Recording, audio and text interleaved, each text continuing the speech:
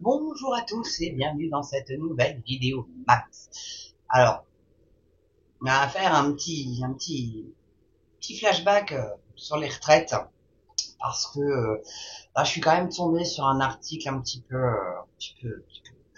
particulier sur l'ex-monsieur retraite Jean-Paul Delevoye qui a quand même, faut le souligner, été condamné pour des oublis sur sa déclaration d'intérêt.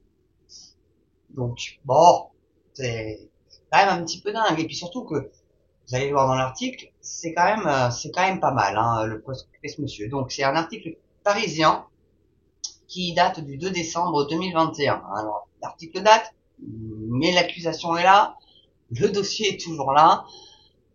Et très honnêtement, je me suis dit, comme une grande partie de ceux qui m'écoutaient sont des retraités, bah, je pense que vous devez savoir ça.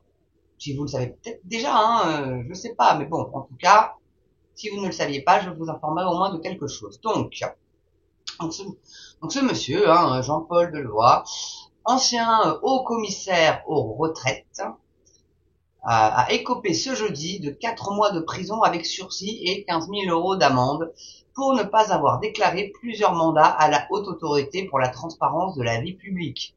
Mais bon Dieu, ils prennent que du sursis, pas de tôle. C'est une dinguerie, ça. Dinguerie. Quand même, au commissaire aux retraites, enfin, c'est pas rien, quoi. Hein, comme Dussault, rappelez-vous, nous n'avons pas craqué! Ah non, t'as pas craqué, non. Enfin, sauf que t'étais prêt à craquer dans l'hémicycle quand même, hein, c'est le genre de gars où tu te dis, est-ce qu'il va pleurer dès qu'il parle, t'as l'impression qu'il va chialer, le mec. C'est un truc de dingue. Donc c'est l'une des affaires qui a ébranlé le quinquennat d'Emmanuel Macron, et ça, une parmi tant d'autres, hein. Après la démission fracassante de Jean-Paul Delevoye le 16 décembre 2019, entraînant son retrait du gouvernement et du paysage politique, le temps est venu de sa condamnation sur le plan judiciaire. À l'issue d'une audience qui s'est tenue le jeudi 2 décembre après-midi, en toute discrétion, au tribunal correctionnel de Paris, l'ancien haut-commissaire aux retraites a été condamné à 4 mois de prison avec sursis et 15 000 euros d'amende. Il n'y a pas de peine d'inéligibilité à son encontre, ni d'inscription à son casier judiciaire. Vous, on vous prend pour alcoolémie au volant, c'est inscrit sur votre casier. Oui, non. Alors, il me semble que c'est quelqu'un parmi vous, hein, qui m'avait soufflé le nom, il me semble. Donc, j'essaierai de retrouver le commentaire et de le remercier dignement. Enfin, à mon avis, il sait qui il est. Ou elle sait qui elle est. Je ne sais plus si c'est une femme ou un homme, je vous cache pas. Enfin, en tout cas, merci, hein, parce que je pense, hein, que c'est quelqu'un parmi vous qui m'a aiguillé là-dessus. Donc, alors, où j'en étais moi donc? Alors, j'en étais là, voilà. Pardon. Donc, d'entrée de jeu, l'ancien chiracien, devenu l'homme de confiance du président, est l'un des piliers de la Macronie. Putain, t'as de drôles de piliers, ils sont un peu friables tes piliers quand même, mon gars. Hein. Chargé d'arrimer la mer de toutes les réformes, a choisi de plaider coupable, parce que c'est ça qui l'a sauvé. Autrement dit, en jargon judiciaire, une comparution sur reconnaissance préalable de culpabilité, donc le CRPC, qui, au terme d'une procédure allégée, conduit le procureur de la République à proposer une peine inférieure à celle encourue, en échange de la reconnaissance de sa culpabilité. Il faut toujours plaider coupable. Toujours. Bah, surtout quand on est coupable, hein. Bon, après, si on est innocent, vous voyez, forcément, là, oui. On va quand même pas se faire accuser d'un truc qu'on n'a pas fait. Mais quand on est coupable, il vaut mieux, c'est mieux, généralement. La justice est un petit peu plus clémente. Même si pour ce monsieur, j'aurais préféré qu'elle le soit un peu moins, je vous cache pas. Donc c'était une audience dans le cadre de laquelle monsieur Delevoye a pu dire qu'il assumait sa responsabilité, enfin, il a des coronas lui au moins, dans les faits qui lui étaient reprochés, a déclaré son avocate, madame Marion Delégu, auprès de l'AFP. Tant la présidente du tribunal que le procureur ont reconnu la bonne foi de monsieur Delevoye, qui n'a cherché ni à se dérober, ni à frauder, a-t-elle souligné. Le parquet de Paris avait ouvert une enquête préliminaire en décembre 2019 pour abus de confiance et abus de biens sociaux, ainsi que recel de ces délits. Après avoir été saisi par la Haute Autorité pour la transparence de la vie publique, donc la HATVP, Elle avait signalé sa déclaration d'intérêt incomplète et notamment un possible recel d'abus de biens sociaux pour avoir cumulé sa rémunération gouvernementale avec celle de président du think tank Parallax. Donc, les cercles de réflexion. Hein. Une démission 7 jours après les premières révélations. Puis là, c'est marrant parce que lui, pour le coup, Macron, il a accepté sa démission. Pas comme celle de Darmanin, etc. On verra si, parce que Darmanin doit démissionner après les JO. On va voir s'il l'accepte, Macron. À voir.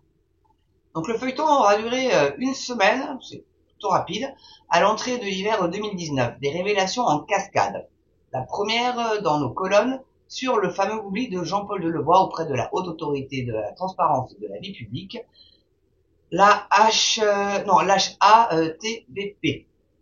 Moi, pourquoi je m'emmerde à relire les acronymes à chaque fois. Donc, une déclaration d'intérêt incomplète et incorrecte, omettant une dizaine de mandats, quand même, qu'il avait occupés au cours des dernières années et sous-estimant certaines de ses rémunérations. Chargé alors de porter la réforme chère à Emmanuel Macron, inscrite au fronton de ses promesses de campagne présidentielle de 2017, donc vous comprenez la retraite, la réforme des retraites, le haut-commissaire aux retraites a démissionné en moins de 7 jours. Une décision rapide face à la tempête médiatique. Et il avoue, mon erreur est d'une légèreté coupable, je la paye, avait-il reconnu à l'époque. La sanction politique a été immédiate. C'est la dure loi de la responsabilité, de l'exemplarité et de la transparence qui doit s'appliquer à tous et à moi en particulier. A endossé celui en qui Emmanuel Macron avait placé toute sa confiance. D'abord pour gérer son parti et sa campagne présidentielle. Ah tiens, on va peut-être découvrir des trucs. L'un des mandats de Jean-Paul Delevoye, parmi les plus gênants juridiquement, est sa fonction d'administrateur au sein de l'Institut de formation de la profession de l'assurance entre 2016 et 2019, que le Parisien aujourd'hui en France avait révélé un oubli dans sa déclaration d'intérêt, comme sa rémunération du think tank Parallax.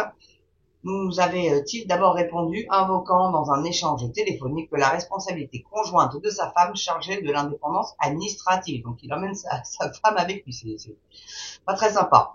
Donc la fonction est bénévole et très peu prenante, c'était défendu Jean-Paul Delevoye. Oui, c'est pour ça qu'il a été piqué dans la caisse alors. Donc un oubli néanmoins très problématique, car il soulevait la question du conflit d'intérêts. Le secteur des assurances étant très intéressé par les perspectives ouverte par la réforme des retraites, comme le déclarait fin octobre 2019 le directeur général de l'AG2R, AG2R, la mondiale André Renaudin, ce qui n'a échappé à personne. Tiens, c'est pas BlackRock? Étonnant. Cette négligence est susceptible de constituer une violation de la loi 11 octobre 2013, votée après l'affaire Cahuzac, pas la petite affaire, indiquait à l'époque l'association anticorruption Anticorps, qui, j'ai fait une vidéo dessus, n'a pas eu son agrément renouvelé grâce à Madame Borne. Donc c'est d'ailleurs cette loi qui a créé la Haute Autorité pour la Transparence de la Vie Publique. Ah oui, mais bon, si elle n'est pas appliquée, la loi. Donc Jean-Paul Delevoye avait dans la foulée de nos révélations régularisé la situation en démissionnant de l'IFPAS le 9 décembre 2019 comme d'autres mandats. Voilà. Donc oui, voilà, il y a une autre autorité pour la transparence, mais il déclare pas. Donc s'il n'y a pas enquête, s'il y a pas doute, ça passe crème en fait. Non? Bon, voilà quoi. Pour ce cher monsieur, l'autre monsieur retraite, parce que c'est vrai qu'on avait surtout du Sceau, mais c'est monsieur Dussault qui a pris après, en fait, le relais, cher ministre du Travail, qui est maintenant remplacé par votre casserole là aussi, donc décidément, en Macronistan, rien n'est simple, tout est corrompu, tout est corrompable, c'est un truc de malade mental. Bon, écoutez, fin de la petite vidéo, j'espère que vous l'avez apprécié. N'oubliez pas l'abonnement, le pouce, partagez sur vos réseaux sociaux, le petit don aussi, ça serait sympa vraiment.